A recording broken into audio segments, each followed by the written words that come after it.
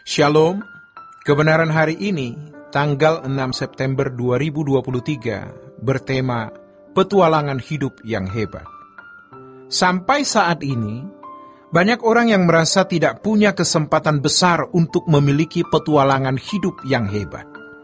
Karena mereka merasa gagal menjadi ibu rumah tangga, gagal sebagai pebisnis, mahasiswa, karyawan, belum lagi kalau sakit-sakitan atau berpenampilan buruk di mata manusia.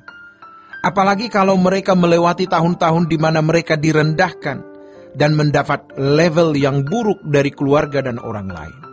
Mereka merasa bukan siapa-siapa, tidak punya apa-apa. Padahal sesungguhnya mereka memiliki Allah Bapa yang sangat mengasihinya. Sejatinya, apapun dan bagaimanapun keadaan kita hari ini, kita tetap bisa memiliki petualangan hidup yang hebat. Yang kehebatannya tidak dapat dinilai oleh mata manusia, tetapi dinilai oleh Allah.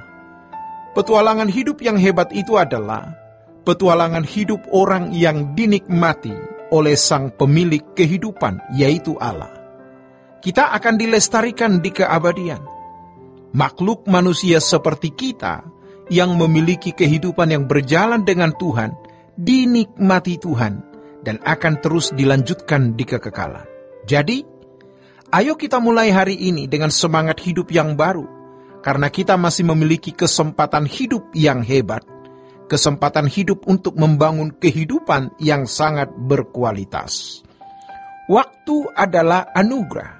Di dalam waktu, kita memiliki momentum atau kairos, atau kesempatan yang tepat untuk melakukan apa yang Allah kehendaki. Jadi, petualangan hebat kita itu ketika kita melakukan apa yang Allah kehendaki di dalam hidup kita masing-masing dan menyelesaikan pekerjaannya. Setiap orang pasti memiliki pekerjaan khusus dan khas dari Allah, dan setiap orang harus memperagakannya. Maka, kalau seseorang mau mengerti apa rencana Allah dan pekerjaan Allah yang dipercayakan kepadanya, tentu ia harus mulai dari melakukan kehendak Allah di dalam setiap kasus hidup yang dialaminya setiap hari. Dan pada akhirnya, setiap orang akan harus memilih haus akan Allah atau haus akan dunia, haus hidup suci atau haus melakukan hal-hal yang memuaskan diri sendiri. Jadi, di dalam setiap momentum ada kesempatan untuk melakukan kehendak Allah atau menolak.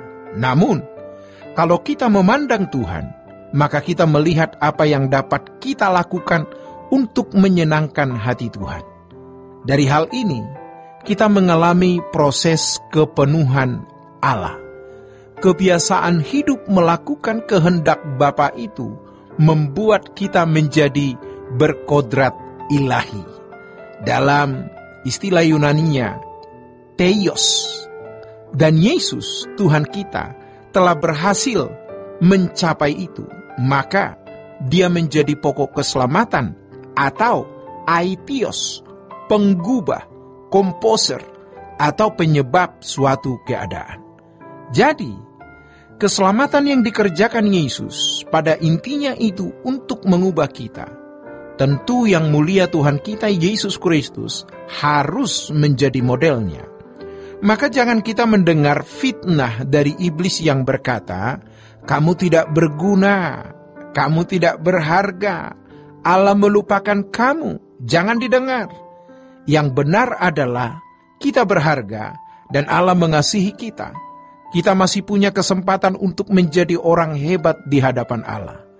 Jangan hanya mengaminkan renungan ini, tetapi berikanlah respon yang baik dan berubahlah.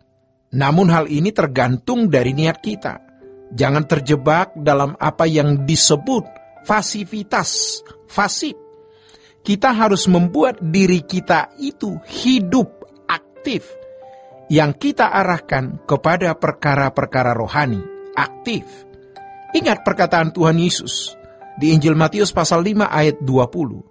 Jika hidup keagamaanmu tidak lebih dari hidup keagamaan ahli Taurat dan orang Farisi, kamu tidak masuk surga.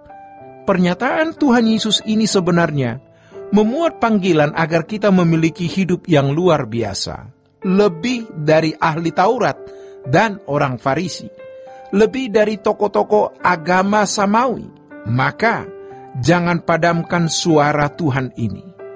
Di sisa umur hidup kita, jadikanlah hidup kita ini bernilai, agar menjadi petualangan yang hebat. Kita mulai dengan berjalan bersama Tuhan setiap hari.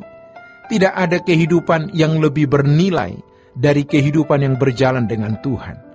Hal ini memang abstrak, tetapi tidak menjadi abstrak kalau kita melakukan dan mengalaminya. Kalau kita haus akan Tuhan, rindu berubah, kita pasti mendapatkan konfirmasi dari Roh Kudus. Ingat, Tuhan itu hidup, Tuhan itu nyata. Walau dalam penilaian dunia, hidup kita tragis, tetapi tidak menjadi tragis kalau kita mengungsi ke Tuhan. Sebab Tuhan berkuasa mengubah tanah liat menjadi bejana yang indah. Tuhan berkuasa mengubah kita, jangan tidak berubah. Dunia kita satu-satunya adalah Tuhan, tidak ada yang lain. Ini adalah tingkat rohani yang tinggi, tetapi kita harus mencapainya. Demikianlah kebenaran hari ini. Tuhan Yesus memberkati. Sola Gracia.